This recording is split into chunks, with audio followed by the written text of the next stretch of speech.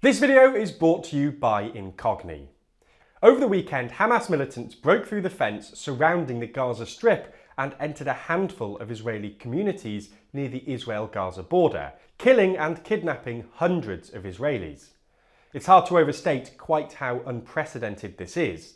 Saturday was probably the bloodiest day in all of Israeli history, and the fact that over 100 Israelis have been kidnapped means a massive response from the Israeli military is inevitable. So in this video, we're going to have a look at what happened over the weekend, why it really is completely unprecedented, and what might happen next.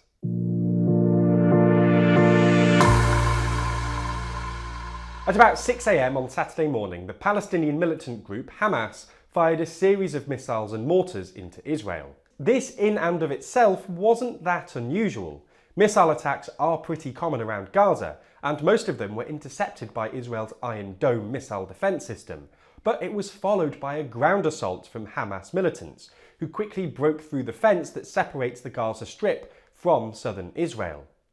The militants then entered a handful of Israeli settlements, including Sderot, a town with a population of around 30,000 people that lies just 1 kilometre from the Gaza Strip. Militants quickly took control of the police station, and footage posted to social media showed civilians being killed and kidnapped in the town. In their initial push, Hamas militants reached more than 20 miles into Israel and got inside at least 4 military bases, causing hundreds of casualties and seizing a significant amount of Israeli military material. It's hard to overstate quite how unprecedented this is. While it can sometimes feel like Israel is a permanent war zone, most of the humanitarian damage incurred in the region is from rockets or isolated incidents. This was completely different. It was a massive, coordinated, combined arms assault, including armoured vehicles, drones, and even a failed sea-based assault on Israel's west coast. This is the first time Israel has lost control of a significant part of its territory since probably the 1973 Yom Kippur War. But even then, most of the fighting occurred in the Sinai Peninsula and Golan Heights, which were both occupied by Israel but not considered part of Israel proper. This time, not only did Hamas forces get inside Israel, but the breach was so severe that even civilians from Gaza were able to get in, and there were reports that some Israelis have been kidnapped not by militants, but by Palestinian civilians. Planning such a complex operation must have taken months, and the fact that Mossad, Israel's intelligence services, had no foreknowledge is a massive embarrassment. Another way of illustrating quite how extraordinary this is to look at the numbers.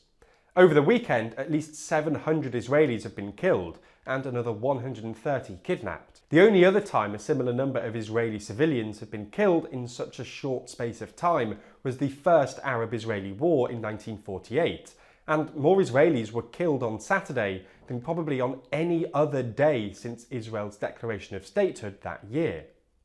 The number of hostages is also unprecedented, and perhaps the most significant element of this conflict. Hamas have captured Israelis in the past, but usually just 1 or 2, and they've provoked massive reactions from Israel. In 2006, for example, Hamas captured a young Israeli conscript called Galid Shalit during a cross-border raid, which provoked a barrage of missiles and a ground invasion.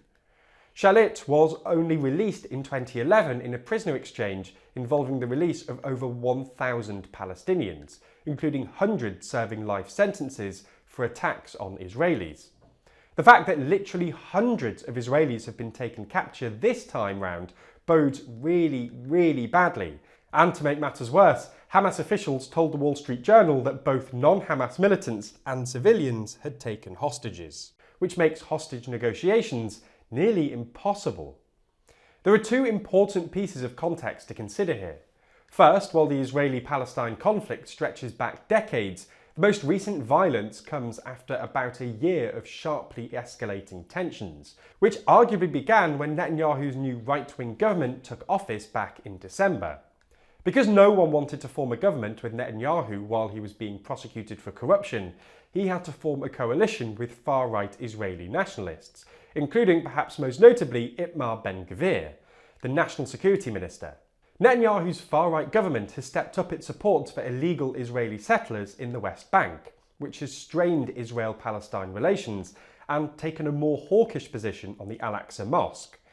Al-Aqsa is considered a holy site by both Jews and Muslims, but since Israel occupied East Jerusalem in the 60s, there's been an understanding that only Muslims are permitted to pray at the site. Ben-Gvir disagrees and has made a point of visiting the mosque in the past, and in April, fighting broke out at the mosque after Israeli security forces claimed that, quote, agitators had barricaded themselves inside. This escalation of tension, especially in the West Bank, has caused an uptick in violence, and 2023 was already on track to be the bloodiest year for Israeli-Palestine violence since the Second Intifada entered in 2005. The second relevant piece of context is Israel's normalization effort with its other Arab neighbours, especially Saudi Arabia. For the past few months, Israel and Saudi Arabia have been negotiating a US-mediated normalization agreement, which would most likely involve Israel making some concessions to Palestine in exchange for diplomatic recognition from Saudi Arabia. This hasn't gone down well with Hamas, who worry that a normalization deal could undermine the maximalist aims of establishing an Islamic state in the area that is now Israel, or Hamas's main backer, Iran, who worry that a deal could expand the Saudi-led anti-Iran alliance in the Middle East. Hamas and Iran will be hoping that this weekend's events will scupper any normalization effort by straining Arab-Israeli ties. So what happens next? Well, almost immediately after the incursion, Netanyahu declared war on Gaza, saying that Israel would make the enemy pay a tremendous price. Opposition politicians have offered to form a government of national unity, and reports suggest that many reserve troops participating in the protest movement against the Netanyahu government's judicial overhaul are returning to reserve duty. As of Monday morning, Israeli forces have pushed Hamas militants out of most of Israel, and Gaza is currently under non-stop bombardment. While Netanyahu has previously been wary of full-scale ground invasions, instead preferring to rely on airstrikes and special forces, US intelligence is currently reporting that it expects a ground invasion in the next 48 hours, and there have been reports of a large military buildup of Israeli forces around Gaza, which all suggests a ground invasion is pretty much imminent. Whether the conflict becomes internationalized depends on how the ground invasion plays out.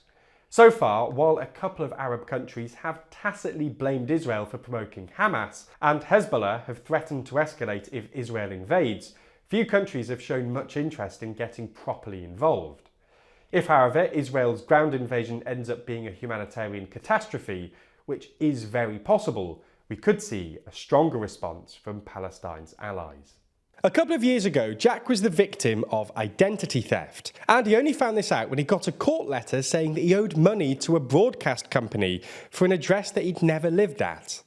Now, he's not alone either, with victims of data breaches rising by 41.5% in 2022. That data is then very often being added to commercial databases, with data brokers potentially aggregating your personal information, including your names and aliases, social security number, login credentials, home address, location history, online activity, and much more. All of which is available for purchase by businesses and could fall into the hands of criminals. Fortunately, Incogni are here to help. Incogni reach out to data brokers on your behalf, request your data's removal, and deals with any objections. Plus, as brokers often continue collecting data even after takedown requests, Incogni continues to keep watch. So whenever a new record pops up on a data broker site, Incogni will automatically take care of it. Even if you're not concerned about your data being stolen, we all deal with endless junk mail and robocallers, both issues that Incogni services can help cut down. So create an account with our link in the description, grant Incogni the ability to work on your behalf, and sit back as they make you safer. Plus, by using our link, you'll get an exclusive 60% off an annual Incogni plan. Thanks for checking it out, and thanks to Incogni for sponsoring this video.